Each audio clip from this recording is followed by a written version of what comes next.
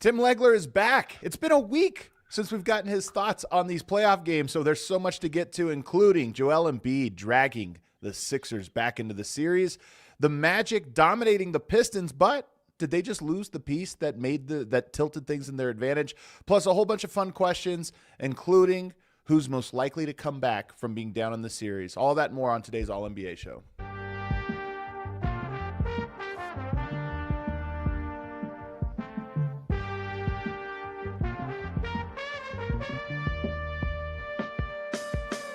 What is up, everybody, and welcome to the All-NBA show powered by FanDuel, America's #1 sportsbook. Get started with $150 in bonus bets if you win your first $5 bet at FanDuel.com/AllCity.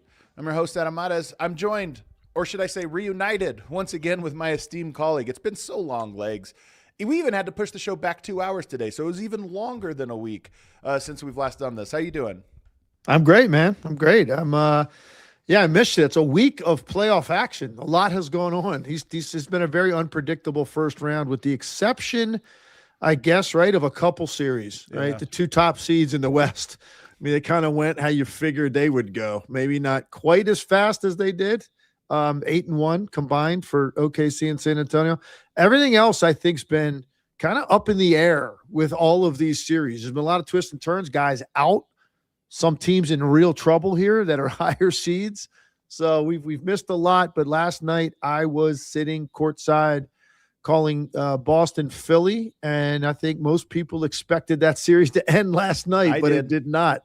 Philadelphia, I think everybody did. I mean, the people I talked to in Philly, it really felt like everybody kind of was resigning themselves to the fact how they got dismantled on Sunday in Game 4. You're just like, how are they supposed to go up down to Boston with them smelling blood and a chance to end a series and get some rest, get it done? And they didn't, man, and give Philly a lot of credit, although I think Boston was flat. But Philadelphia deserves a lot of credit. That's a gut check win. First, you just have to want to win. How desperate are you? And they were, man, and they played a great second half. Well, it's always good when the main game we're going to talk about is a game that you were actually calling and behind the scenes and talking to people. So that game is going to kick us off today with our FanDuel game breakdown. Again, this show, we always talk about the game. So we're going to the FanDuel game breakdown for this one. And yes, the Sixers get a win, 113-97. Kind of a dominant win, certainly a dominant fourth quarter, 28-11 in the fourth quarter. And really it was the entire second half that they stormed back. My first note, Legs, and, feel free to take this wherever you want to go, but Joel Embiid is the cause to and solution of all of the 76ers' problems quite often. Because in Game 4, I thought, and we talked about it on this very show, on Monday's show with Jason Timpf, it's a lot of jumpers. It's a lot of giving him the ball face up. Everybody stands. What is the identity of this team when you're playing through Embiid, but you haven't been playing through him for the last, several games. And so all of a sudden you're going to him and it changes everything. And I thought that he was ineffective. And then defensively, the same thing. But Game 5 was the exact opposite of it. That he dominated the game on both ends, both defensively and offensively. And in my opinion, in the second half was the difference. The first half still looked like Game 4 to me. A lot of jump shots, pick and pop, threes. Second half, he said, these guys can't guard me inside. And it was very true. Boston could not guard him inside, and he took over. Well, we were 20 seconds into the game. My very first comment after the game began was critiquing the Sixers' first possession.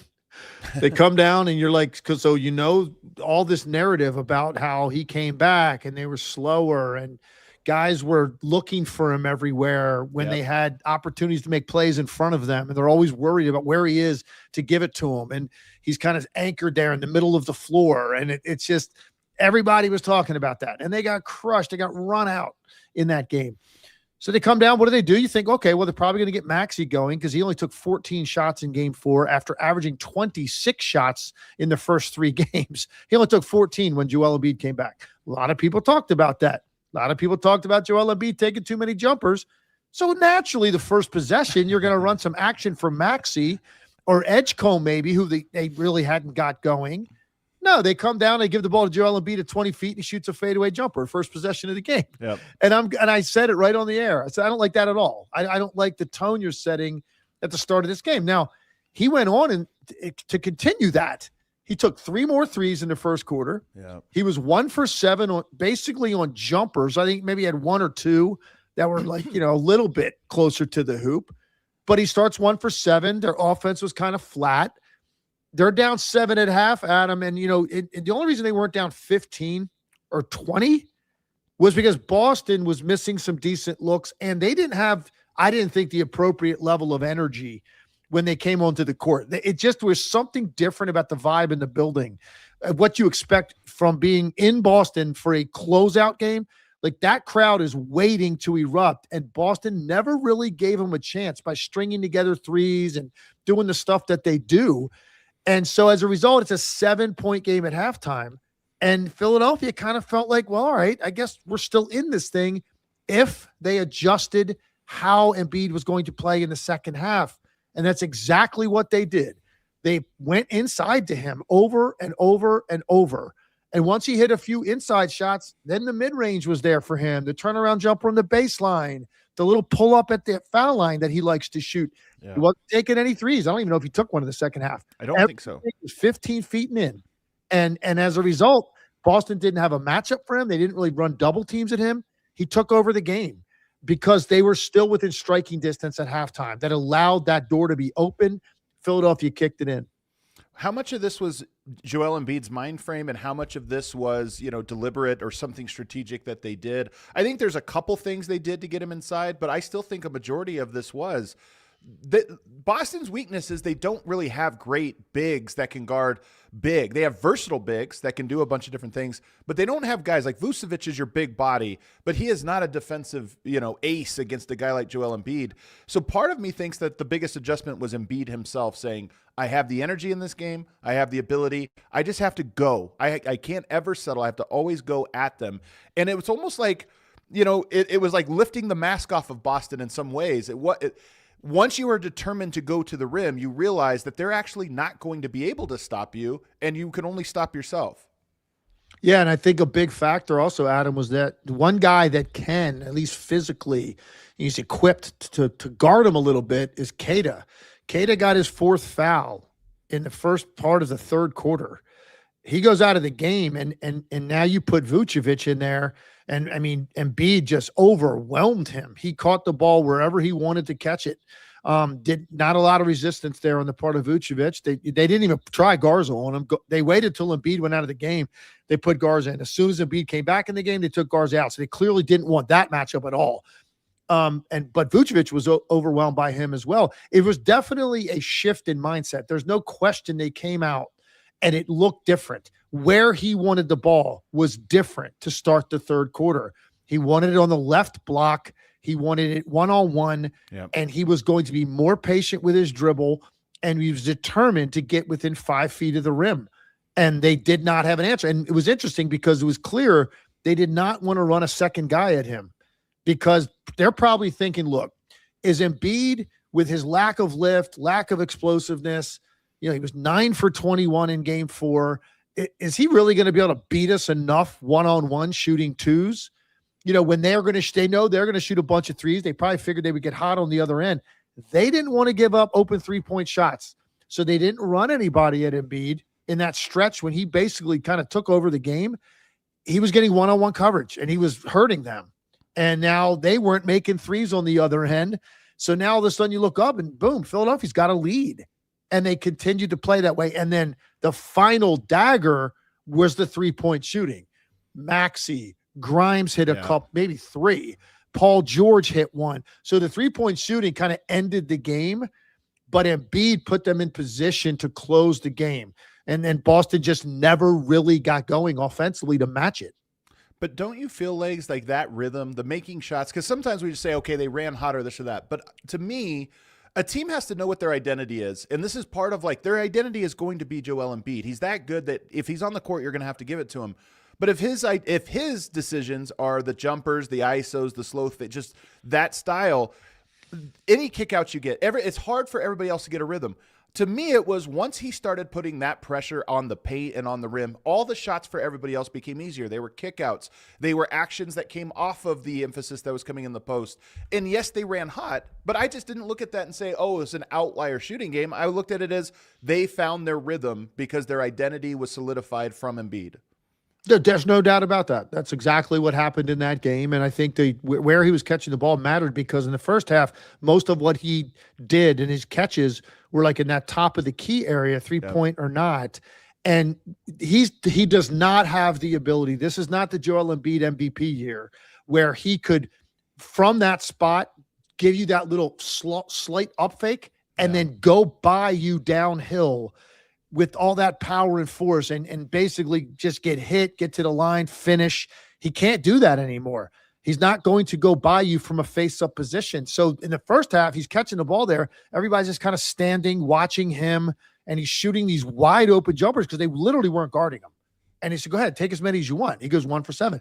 Third quarter, when he goes down to the block on the left side and they didn't put anybody in the corner, so there's nobody could come down in his lap and like and rake on him from the corner. He had the entire side to himself against Vucevic. One time they had a switch. It was Derek White down there in a cross match.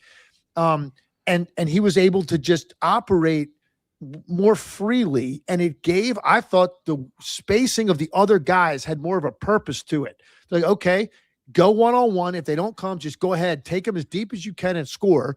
If eventually they send a double team, we're now set up 3-on-2 on the weak side. Make the right kick out. We'll swing it one more time. We'll get a good shot. It was very, very basic game plan. And they executed it really well in the second half. And like I said, then later, Paul George, Maxey, both of those guys hit big threes off ball screen when the Celtics were in drop coverage, and they both walked into a three. And that was really like the final blows, because at that point you're looking at Boston going, man, I guess they're just not going to get going. So 6-8-point lead's different than a 13-point lead, and that's where Philly took it. Yeah. And on a night when Boston just did not have enough shot making going on to cut into that lead, and they waved the white flag with like 2.5 minutes to go. They started taking guys out of the game. It was really incredible if you think about Philadelphia goes in there and they don't even have to sweat it out at the end of the game. Right. So, Legs, let's go to the other side of the floor, though, because I think so much about this playoffs, and we're going to talk about it later on. I think so much of it has to do with fatigue as a pressure point. Like, that's one of the pressure points a team can use against somebody else. And last night, Joel Embiid did not look fatigued. Some of this is just that the state of his body right now, it does seem like some days are harder than others for him to have be 100% physically, and this was a good one. But I don't think it was just that. The Sixers also made this one adjustment that I think is interesting, which is rather than have Embiid high on the floor, like you run a pick and roll. Boston wants to get pick and roll, draw Embiid out. And rather than have him high on the floor, he's good enough defensively to do a good job of that. But what is the cost from an energy standpoint to have him constantly show, recover, drop down, be out on the perimeter, switch, and have to guard? That's a huge energy investment for Embiid to do that. In this game, they basically just had him sit in a deep drop and chase the defenders over the top and pick and roll, and then switch, so you kind of chase, top block, take it away, and then veer, switch it. So Embiid's defensive responsibility, he's moving significantly less. He gets to hole up in the paint. What that does to Boston is it allows the other three guys in the action to stay home. Well, they might hit a bunch of pull-ups. We might get ISOs and things we don't like, but they're not going to get these driving kicks. And as a result, if I just look at the numbers here, I have it written down. There were 20 catch-and-shoot threes for Boston in this game, 20. They were averaging 32, the most in the playoffs, and that's their identity. They like to drive in, kick out, find an open shooter, and knock them down. To cut that down by 12 from 32 to 20, to me, that's the story. So, yes, they didn't have the energy. Yes, they didn't shoot. But Embiid got to save energy, and Boston didn't get nearly as many of the shots that put them in rhythm. No, so they hurt him a couple of times when he was in drop by hitting a couple of pull-up threes off the dribble. Embiid wasn't in the picture. Then he started to come up a little bit higher just so that you could see him as you came off the screen. Still not high enough to take it away, but I think high enough because he's so big that it kind of put it in your thought process as a ball handler that maybe he could jump out and just take away that space. So They made a slight adjustment. He got a little bit higher because they gave up back-to-back threes. And it was like, okay, you can't just keep doing this with some of these guys like Tatum and Brown and Pritchard. These guys are going to hurt you if you allow them to, Hauser even, if you allow them to come off like that. He came up a little bit higher, but for the most part, you're right. What you didn't see in this game, which is when any highlight reel you want to pull up with the Celtics this year from any run they went on, it's typically they're getting around the corner on ball screen into the lane. And now here comes the chain reaction of the defense trying to chase and catch up and communicate who's closing out. And it's either one pass and a shot, or when they're really at their best, it's usually that second pass is open and they just absolutely destroy you. It's exactly what they did on Sunday. It was almost like Keystone Cops defensively for Philly. They could not catch up to the ball. And it was weird in that game. They didn't make their first three on Sunday until like 4 minutes left in the first quarter. Pritchard came off the bench and hit a three. Then they made 24 in basically 40 minutes. Yeah. It's incredible. Tuesday last night, that action where the guard was like creating all this chaos with the wing by getting into the lane off the dribble, it just wasn't there. They were allowing as many of the 2-point shots as they wanted.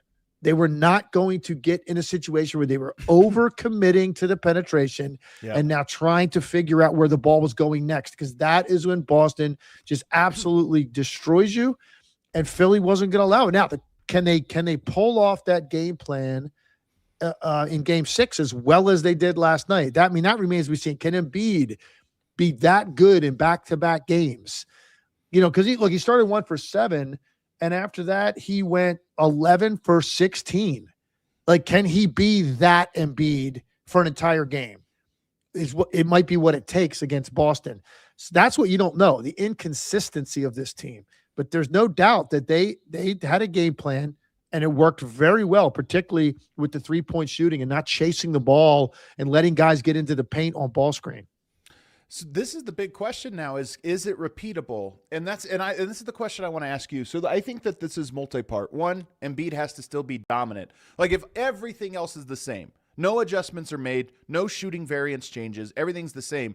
The only question is, can Embiid do this again? The efficiency, getting to the line, all that stuff. Can he do it again? I'm inclined to answer on this one probably yes, if nothing else changed, because I do think he has that much of a size and skill advantage. But real quick, before we get into any potential adjustments, do you just think that part, if nothing else changed, Embiid has a repeat of this game in him with the exact same coverages and everything else? I do, with the only caveat to that being, it's a totally different kind of pressure that everybody is going to feel at home. Okay, because no, it's true with this team, especially. It's just like they're sometimes it's like you're waiting for something bad to happen, and so going up there, it almost felt a little bit like house money for the Sixers. Nobody was expecting them to win that game. They knew it. I thought they were pretty loose. All those guys were pretty loose. They're not going to be as loose in a Game 6 at home. So can he continue to get like single coverage and play to that style and be this efficient again? Look, I'm not going to say he can't, because he's a great offensive player, but I do think there will be a heaviness in the air that they didn't feel last night. And they didn't even feel the vitriol of like a road crowd, because Boston never gave the crowd a chance to get up and stay on their feet for like 5 straight minutes, which is what usually happens in a playoff game in that building, because they didn't go on any runs at all, really, in the whole game. The second part of this for me is, can Boston what adjustments can they make given what they're trying to do? So I believe that a large part of why you adjust your defense the way the Sixers did, in part it's to stop those kickouts, and in part to save Embiid's energy, so he's not having the drop coverage is just a little bit easier. You don't have to do that. I think the first adjustment is, and you can answer this as a shooter, I have to imagine that it's easier to go into a game saying, okay, we're going to shoot a lot of pull-up threes. Like, he's in that drop, we can get to our spots, this is what we're going to do. And mentally you're prepared for, we have to break it, and this is how we break it, we're going to make shots. The previous games, they're getting kick-out threes. It's like a different rhythm. Once the rhythm's thrown off, those shots are harder. But I think in Game 6, Boston is going to shoot better on specifically pull-up threes over Embiid in the exact type of coverage that the Sixers showed today. Do you agree with that it should be easier going into a game if you know that's the shot you're going to take? It's easier to make them. I do agree with that completely, because I've always said, like, shooting, to me, it's an anticipatory act. right? You have to be in the mindset of you're looking for that next shot. And so you're an aggressive mindset. When you're expecting maybe a different type of defense, or the shots aren't coming the way they normally do, and now you go watch film and you go, okay, well, if this is what they're going to do, now we kind of know where the shots have to come from. You're just in a different aggressive mindset and what you're looking for, particularly off the dribble. I don't think they played particularly fast.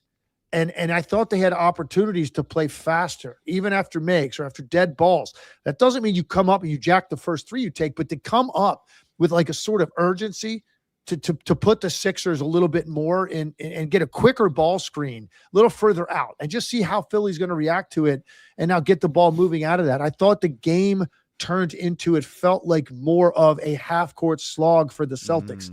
And it nothing about it rhythmically looked like their offense when it gets going.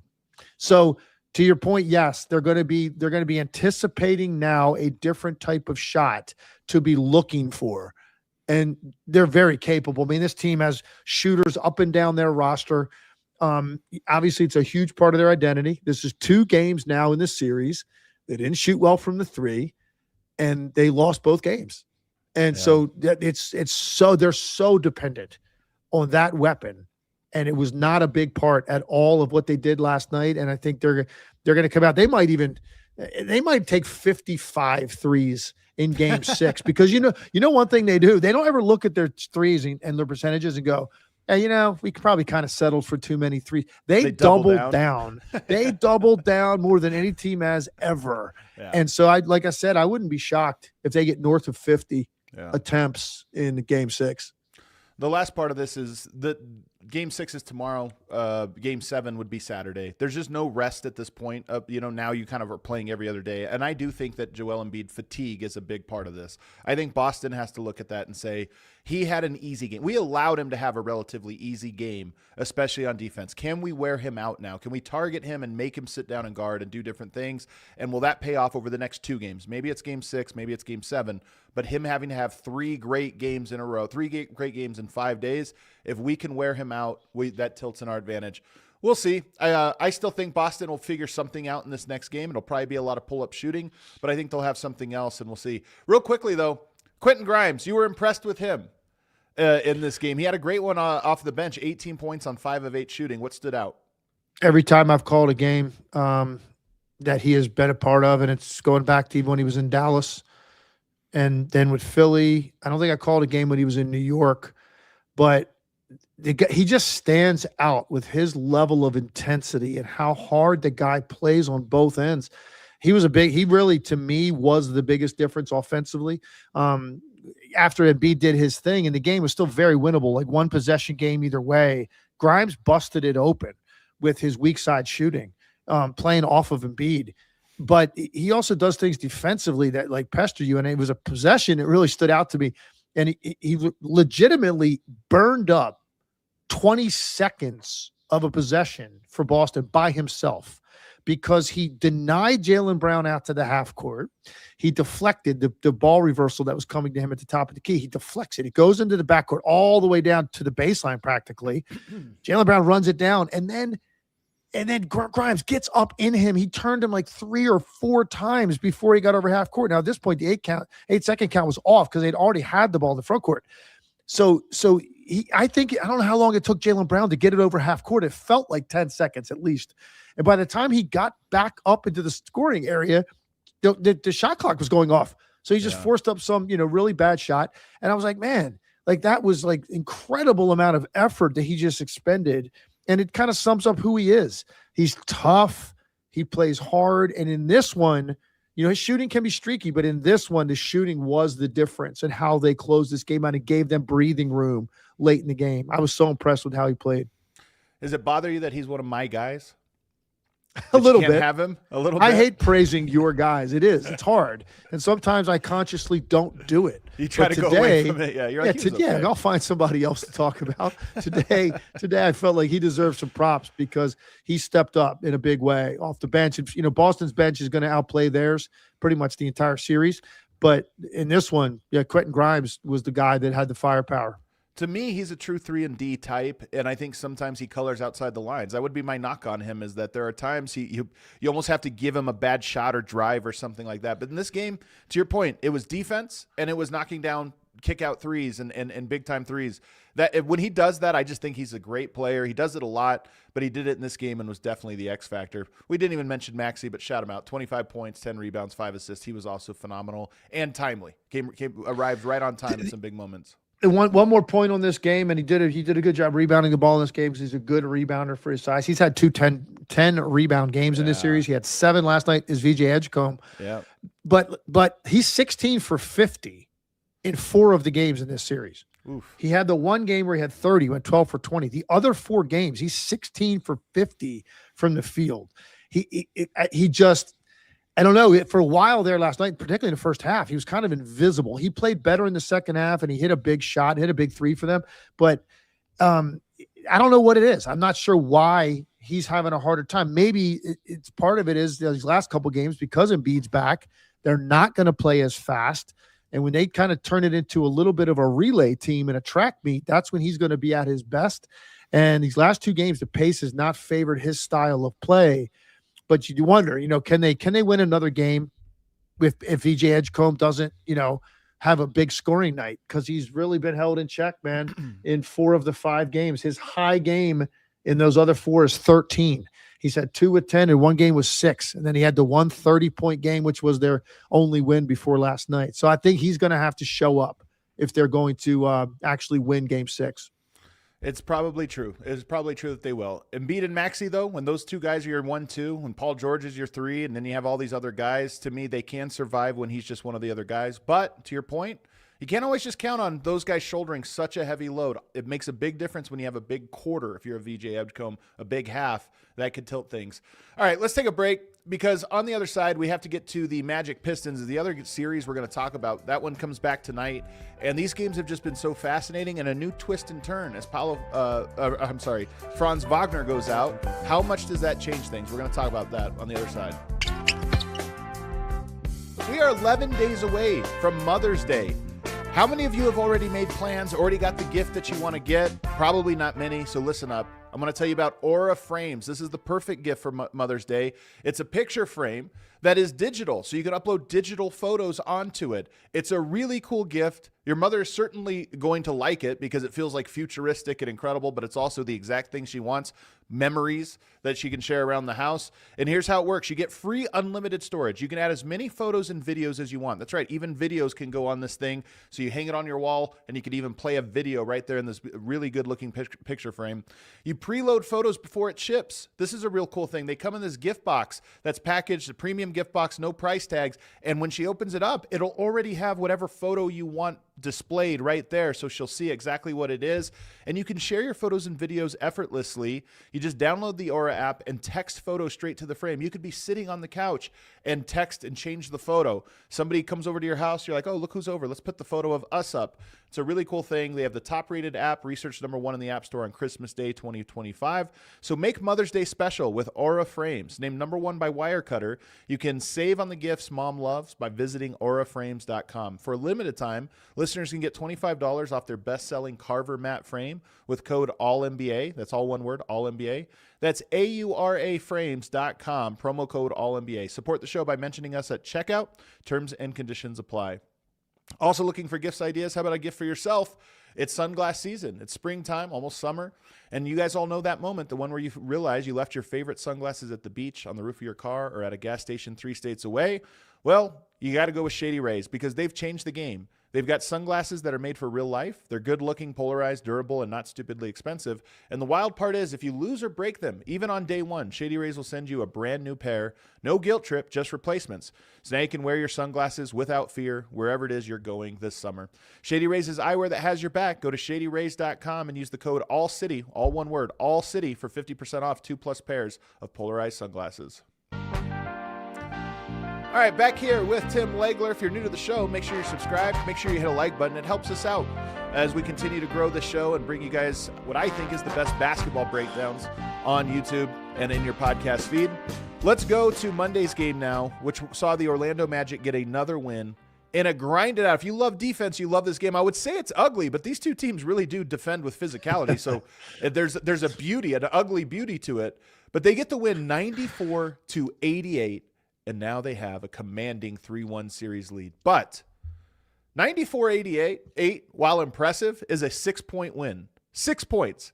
The margins in the series are razor thin because it's so hard to score. And out the door goes Franz Wagner, at least for this upcoming game, with the calf strain. So I look at this, Legs, and I go, man, this series comes down to nobody can score, but who can get score just a tiny bit more. And I think Franz Wagner is a huge loss here. What do you think? Enormous loss. But let's talk, and we'll get into it. But let's talk first with just that, like what you just said about the offense. Imagine turning the ball over 20 times in a game and going 6 for 30 from the three, and you lose by 6. Like, that's the kind of series we're talking about here. Any team, I feel like in this series that makes consecutive shots, like you've really pulled something off. It's a run. Because it really is. The defenses are really physical. There's a massive, shooting issue with both teams.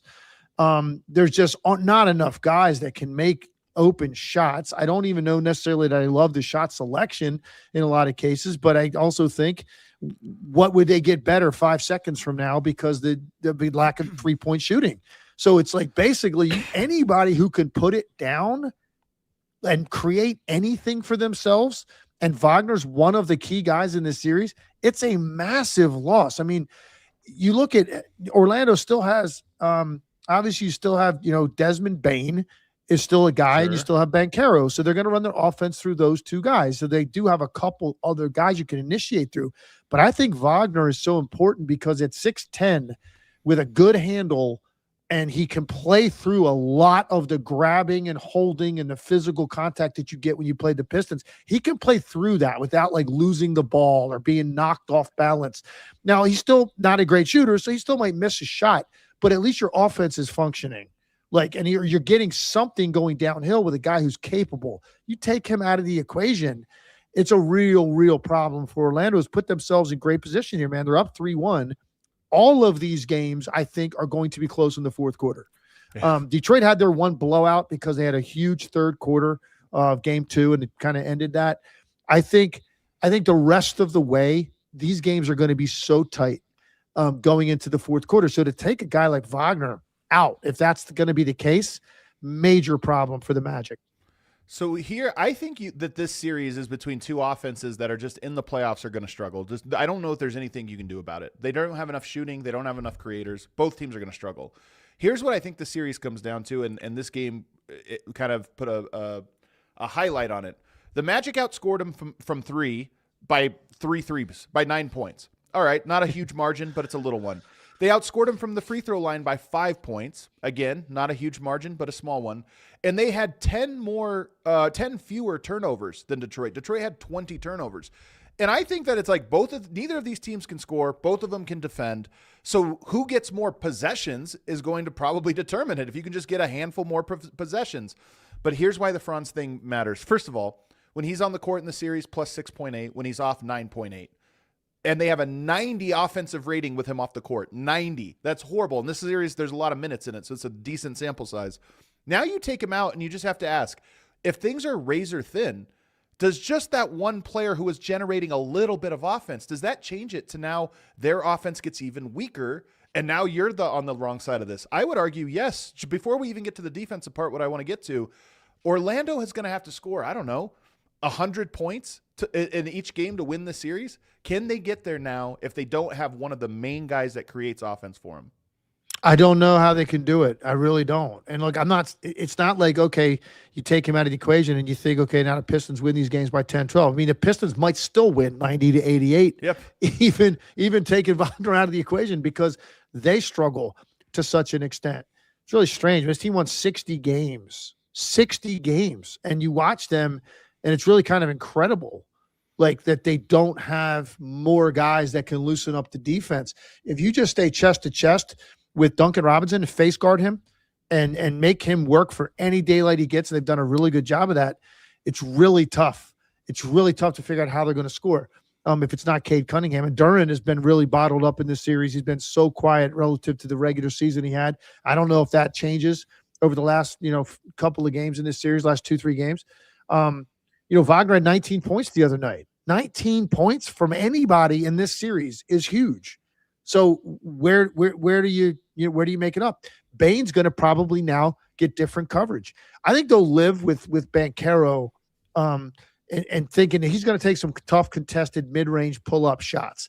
And I think the Pistons are thinking I don't know if he's going to be efficient enough to have a monster game where he's just beating us in one-on-ones.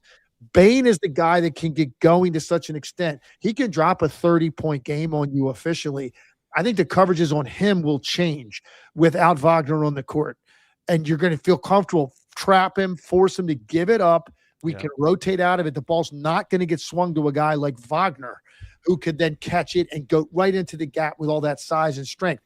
It's a different look coming out of the double team without him. So I think the Pistons game plan on the Magic is going to be different if Wagner's not out there. Bane is going to get a lot more attention and making sure he's not getting clean looks coming off ball screens, not getting anything getting downhill to the lane, drawing fouls. And that's one of the things that Franz Wagner gives you is you can control your turnovers a little bit. He had 0 in this game, and he just gives you another guy that can do that. But let's go to the defensive side, because he also takes on an assignment of guarding Cade Cunningham, not the only guy, but he is a guy that you could throw out there that has length and can, with all the paint so crowded, the length starts to matter even more because now you have an extra long body that you're throwing at him. And now you take that out. And you start to wonder, okay, well, who's going to guard Cade now? Who's going to replace the minutes that Franz was guarding him? You have Suggs, who's really little. You have Jamal Cain, maybe. I don't know if you want to put your entire hopes on that matchup just because Cade is so much better. You have Paolo, but now you're going to wear Paolo out a little bit. And is he the most effective guy? I think there's a real question now about you not only just lost a guy that helped you create offense and limit your own turnovers, but you also had a guy that created turnovers because Cade Cunningham is the worst job in playoffs right now. He has to create offense when there's no spacing, and now you take away one of his primary defenders. So I think it's a two-way loss that they lost now when you factor in the defense and length that he added to guarding Cade. Oh, for sure, because he's 6'10" legitimately, and he's physical. And it's now you're talking about whether it's going to be Kane, who's a good athlete and maybe have had, maybe the biggest, holy hell moment of the postseason with that dunk he had on Duren that I think caught everybody, especially Duren, off guard jump with that dunk. I mean, that was one of those yell out loud type of plays that you saw. There's been a few in the postseason. LeBron's 3 would be up there too that tied that game against Houston, but that dunk was incredible. But he's a smaller guy. He's not as strong. He's not as heavy. And Cade Cunningham's a physical offensive player. He's going to get his shoulder into you, get you back on his heels. He wants to get that out little mid-range. Wagner is a guy really equipped to do a good job on him. So you got Kane, you got Anthony Black, who's a little bit more slightly built. Are you going to give him more minutes? Suggs is incredible laterally, but Cunningham, when he gets Suggs on him, is going to turn him, put his back on him and back him down a little bit. And there's just not a lot Suggs is going to be able to do in that situation. He's going to be able to shoot over the top of him. So you're right. I mean, it's a loss on both ends of the floor. And look, it just says so far, all I'm seeing is he's got a calf injury and he's unlikely to play in game 5. It's not taking anything beyond that, but my goodness, look at all these calf injuries. I know, man. Okay? And look at how much worse it's gotten for some guys playing through it. So who knows, when you'll see Franz Wagner again. But now up 3-1, Detroit needed something. And because they're going back and they're not feeling real good about themselves. 2 at home, 2 or 3 at home. And there's a lot of pressure on them if they can go home, take care of business. And then you're talking about winning one road game. In Orlando, potentially without Wagner, they're going to feel a lot more confident in their ability to get that done than if he plays. But even if he plays, how limited will he be? You saw Aaron Gordon the other night, who was out for how long, and he came back, and he was kind of very ginger. the way he was moving around that game. I mean, he said after the game he was only out there to give the team a moral boost. Like Aaron Gordon, and I don't think he's going to play again in the series, and maybe, who knows for how long. But he went on the court almost as a decoy. Like, oh, I'm back. Well, I thought Richard Jefferson made a great point with me on the broadcast when we were talking about, because we were sitting there with DiVincenzo tore his Achilles in that game. You're a minute 15 seconds into the game, and Dante DiVincenzo, who didn't have a calf injury, tears his Achilles right in front of us. And Richard said on the air, like, you wonder what, Aaron Gordon's thinking right now. There's a guy out there with a calf injury. We know that several of these have led to Achilles injuries. And so now you're watching Aaron Gordon, like, he had a post-up play where he just kind of spun and just flipped the ball out of his hands. He didn't jump at all. Then he had a closeout in the corner on a three-point shooter that he could have gotten there in plenty of time and contested it. He kind of tiptoed over there. He didn't even think about jumping. And he had a couple other plays like that, like a lob that he didn't go get. So you wonder, like, what is Wagner even going to be and to what extent this is going to bother him going forward. This could be a real turning point in this series if Detroit can take care of business. But again, they're not going to run away from anybody. They're still going to have to work for this. It's going to be a slog. Yep. Every game is going to be an alley fight, and just wondering if any team is going to, at any point, like, can make consecutive threes. I'd be surprised. Yeah, the argument for the Magic is they only have to win one, and to win these games, it seems like you just need one player to be hot. Paolo can single-handedly win this one with like a really hot game, Bane, and then any other role players. But here's the question you just have to ask, and then we're going to move on. But they got 3 more threes, 5 more free throws, 10 fewer turnovers in the last game. Does Franz Wagner tilt to any of those at all? I would argue he tilts all of them in some small way. And you're talking about a 6-point game. So to me, I look at this and I say, I'm not counting the Pistons out yet because this is just going to be a slog for the next 3 games. But you know what? I'm very interested in that series now. Well, I mean, it's obviously bigger. It's even more significant losses for Minnesota. But in a lot of ways, it's the same as that series. It's like, that's why, it's 3-1. They went back to Denver. And I said at the time, like, based on what Minnesota's dealing with now, no DiVincenzo, no Anthony Edwards, like, it certainly feels different than any 3-1 series should feel when you're changing venues, because normally you're like thinking, like, man, this team's in dire trouble. You win 3 straight, full momentum, everything. Yeah. It's totally different now, the way that they view their opportunity. And I think Detroit probably is feeling a little bit of that too, if they get a shorthanded Magic team without, one of their best players. So Game 5 becomes super important. That one's tonight. I'm sure we'll be talking about it on Friday. Right. Let's have some fun, though, legs here, and talk about some broad topics here. And we've kind of hinted at it already, but there are 5 teams currently behind in their series at the moment. And there's 2 teams that have advanced, 1 series that is tied up 2-2. If we look at the teams where somebody is behind in the series currently, back against the wall, which one do you think is most likely to come back and win?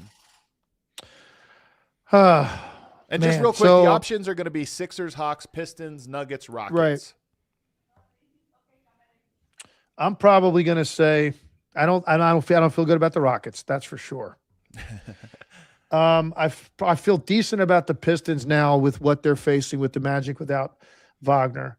I don't necessarily feel great about Philly. I would probably say Denver, most likely, because you're talking about significant offensive firepower taken out of Minnesota's lineup. Now, look, they've done a great job defensively against them. They've done a great job on Jokic. I understand that, but you're talking about, like, significant firepower taken out of that lineup. So I think, and Denver is a team that, they were 3 seed for a reason, man. You would think that if a team can go and win one more road game in this situation, it would be Denver. So I probably feel a little bit better about them, although I can't sit here and say I'm incredibly confident there either. I think it's Denver for sure. The Aaron Gordon piece of this to me is just so big. They're not the same team without him. And and you talk about a team that's big, has Julius Randle, Naz Reid, a bunch of different things they can do. Rudy, if you don't have any pressure for Rudy as a help side defender, it's a lot easier for him to lock in on Jokic. So I think that Denver has some limitations as well due to injuries, but there's no question that Minnesota's limitations are greater at the moment. I agree with you, though. I think Denver has a great shot. I think it all comes down to Game 6, quite frankly. I know Denver lost in a Game 7 to this very team 2 years ago at home. I just don't see that happening to the shorthanded team. I mean, that was a lot about Anthony Edwards' greatness in that last Game 7. So I think Game 6 is probably going to be the story of this game. If Minnesota's going to win, I think they're going to win it tomorrow. Yeah, I mean, it would be. I think it would shock everybody if Denver were to win this game and go on and lose a Game 7 at home. Yeah. Right. So this is the position you find yourself in when you're the higher seed. You fall down 3-1. You got to go win one more road game. They got one shot at this. And look, it's not going to be easy because that building's going to be electric. It was the other night when we called that game. And you've had some guys, go off a little bit. They've got to get to make sure Dosunmu does not have a repeat performance of what he did against them. And I said it even during that broadcast that once he started to get hot and Edwards was out of the game, I said, now they need to treat him the exact same way they treated Anthony Edwards, because you're looking at who's got the hot hand, who's capable. He showed you now he's capable if he gets it going, of really hurting you. So he needs to be priority number one. Absolutely, is make sure Dosunmu does not have another one of those nights where he gets in a rhythm early in the game. Very difficult to see Minnesota winning a Game 7 on the road without Anthony Edwards and Dante DiVincenzo. So this is the whole series probably comes down to this. I had number 2 though as the Detroit Pistons. And again, they're down 3-1. That was the only reason I struggled to say who I would put next. But I just do look at the margins in the series being so thin, and I do think what Orlando lost is pretty big. So even though I don't know if everybody would have Pistons second, but that's who I went with. I'd put them second as well. I would, because the nature of the games, but you're talking about, these are razor thin margins with these teams that can't shoot. And the way they defend, how hard you have to work for everything. On any given night, there's just a variety of X factors all over the court. You don't know who's going to give you the unexpected 10, 12 points, who's going to make a couple of shots that you didn't see coming. Like, that's what that series is hinging on. So that's not, I would probably put them second as well. I probably would put the Sixers third, and I probably would put the Rockets fourth. You'd put the Rockets last, I think. You also have the Hawks in there, who are down in their series currently. So yeah, but I think there's different scenarios. I think, the Hawks are a lower seed, but it's like the Knicks are already going home with an opportunity to close that out, and like they're the higher seed. You're expecting they've already gotten done what they needed to by winning last night. Like that was the big win that they had to get, and you feel a lot better about them getting that win at home. Now you go on the road. You got Game 7 at home. The Knicks seem like they're in a very safe place to me. Again, not going to be easy. Hawks are a good team. But I look at the Sixers, like being able to win beating that team 3 times in a row, the way Boston plays and like how good they are when they're at their best. That was not what they were last night, not even close to it. They're going to have a big response. It's hard to imagine Philly beating that team 3 straight times. And just like the Rockets with Durant issue, are they really going to have enough offense to beat the Lakers 3 times? And they're getting Austin Reeves back, it looks like. I don't see that happening. Next question I have for you is, now that we're watching this, watching this first round play out, how many teams have you sat and said, man, I wish they would have been more aggressive at the trade deadline, just done something? Which teams fit that description? Detroit and Houston, probably the two that jump out the most, because Houston did not address the point guard situation. It has really hurt them with late game management. We've seen it. Saw it in the regular season up close. We saw it in a playoff game as well. Just having the ability to close out games by having a natural floor leading point guard out there, instead of just like handle it by committee, which is what they've done all year really with Durant, Thompson, and Şengün kind of just taking turns initiating the offense. So I think they should have addressed that. I think they absolutely underestimated the impact. Even if it's not a guy that's a 20-point scorer, just having somebody on the court that's what they've done their whole life, is that manage situations, make the game easier for your scorers. And then Detroit, I just now, like, you just see the issues that they're having in scoring. And I guess they figured, hey, you know what? We won 60. And Jalen Duren was giving us 20 every night. He was a 20 and 10 plus player this year, and he's an all-star. Well, that hasn't been the case. And if that dries up, that's significant.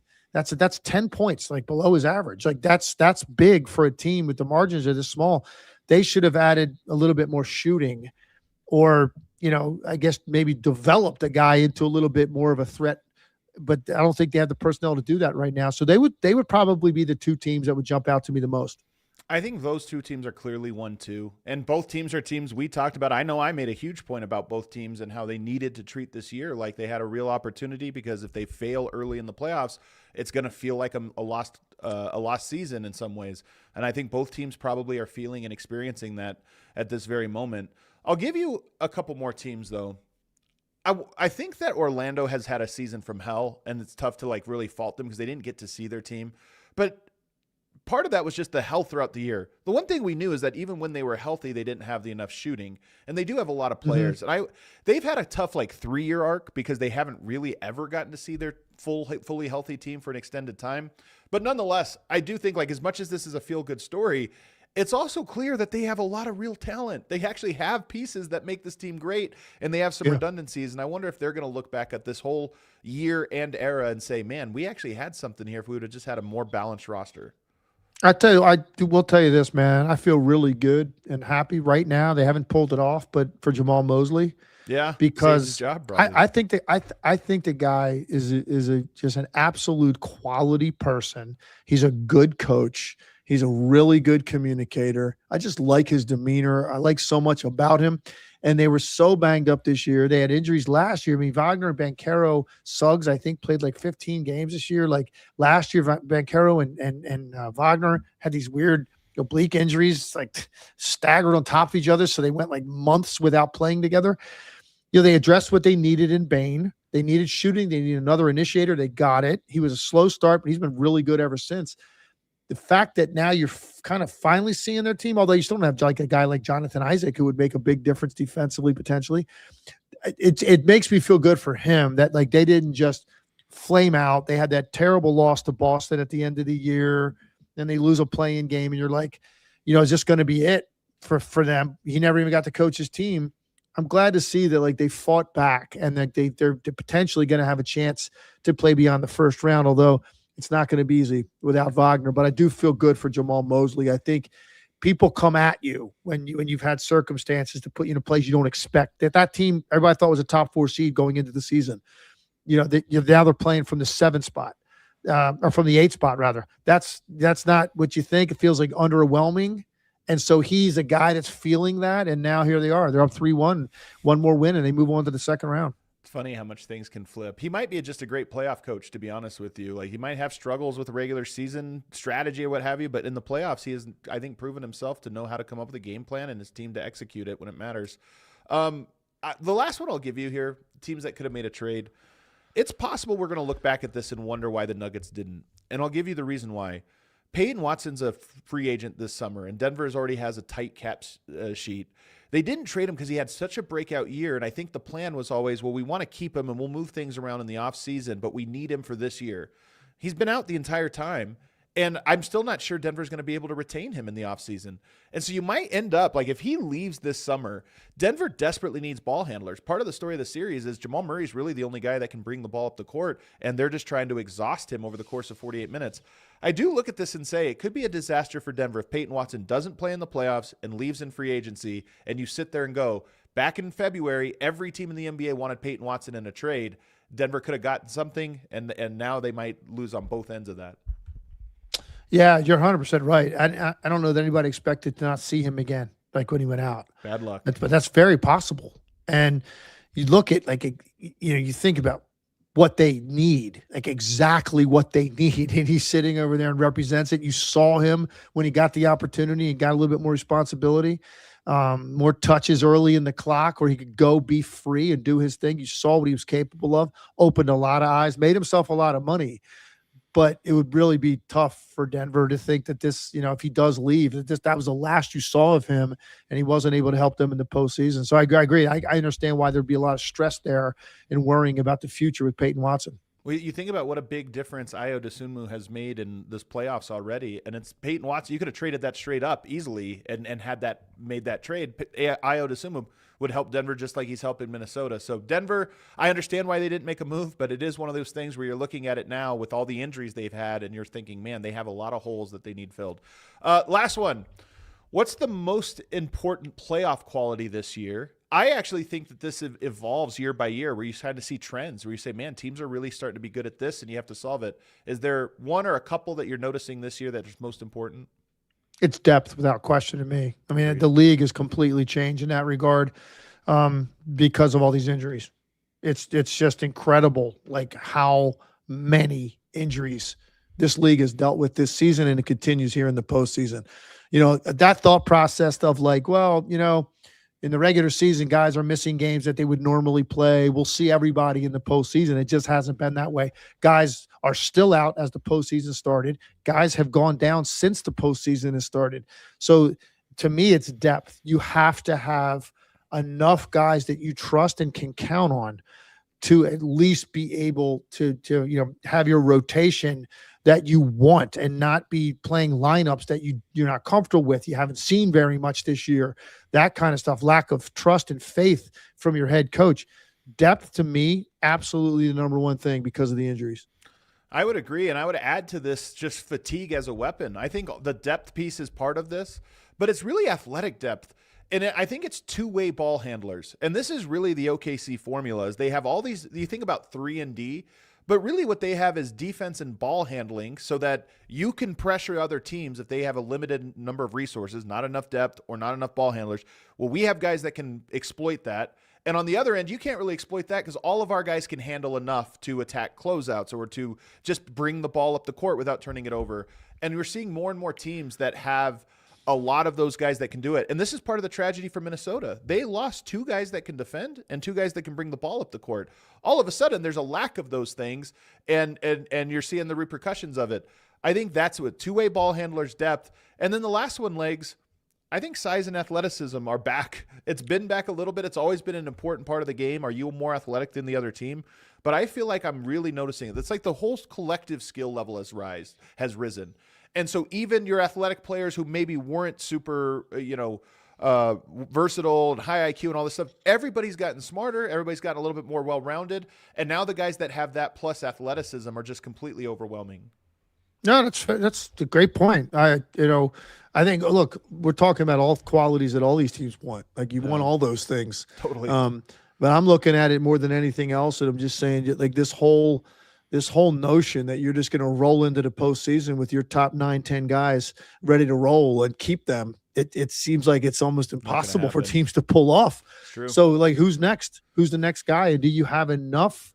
And not just depth, but like to your point, you need guys that can actually handle the ball and escape traffic and not have to pick it up, not put you in compromising positions on a possession. If you can't just be a flat out shooter, you better be able to have a handle that allows you to like sort of navigate and escape traffic because there's so much grabbing, holding, so much bumping, just so much more intensity on the floor. You need guys that can help you out by handling the basketball up deep into your bench because we're seeing guys go down left and right. And I think, by the way, the impact of DiVincenzo, I think you're right. Like this is a massive loss in and of itself. That you combine it with Anthony Edwards, it's devastating. It's your starting backcourt. But DiVincenzo, because of his energy defensively, is a very good offensive rebounder, but he's also a guy that's capable on any night of going a little bit nuts offensively. And you saw it with the run he had with the Knicks when he was starting for that team. And like, he had the greenest of green lights. He is very capable of like catching fire. And in a playoff game, man, that might bail you out, might win you a game, might win you a couple games. So that's just such a huge, huge loss. We're going to focus more on Edwards, obviously, but DiVincenzo is critical to that team. No question about it, man.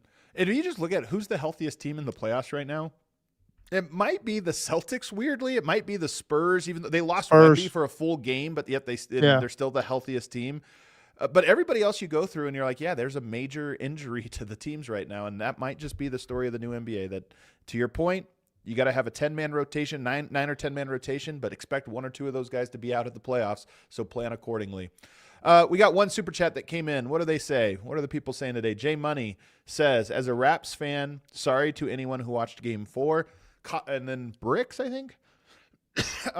As a Raps fan, I guess he's just stunting a little bit. He's filling them. Raptors fans should be filling themselves legs. That's a great series. That's a series we didn't talk about because it's 2-2.